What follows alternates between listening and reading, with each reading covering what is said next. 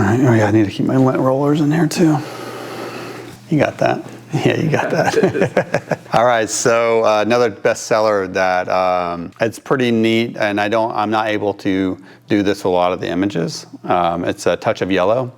You can look at this image really in any rotation as far as composition goes. You can do portrait or landscape.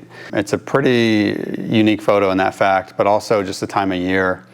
We think about summertime and like when the best shots are, and as far as the cliche on that. But this photo I took going into February. So a lot of times in the wintertime we get the like wind patterns and storm surf comes up, which creates like these little tide pools. And in this shot you'll see like the umbrellas, the tide pool, and then kind of another shallower sandbar, so which is really close and broadening real close.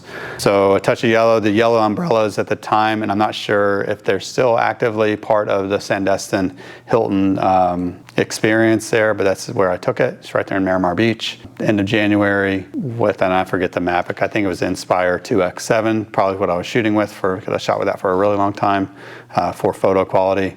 One of probably the most framed pieces as far as the types of frame on this is a solid white free float frame on the satin metal.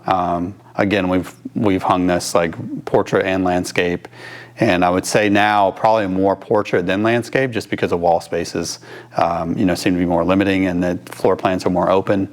But and probably 30 by 50 is probably my favorite size in this that we've done, that really kind of the aspect ratio works really well for it. But again, touch of yellow taken in the wintertime, even though it looks like a beautiful sunny day, so don't let that deceive you as far as purchasing goes. It's still the Gulf Coast and the beautiful Emerald Gulf Coast, or Emerald Coast. But yeah, touch of yellow.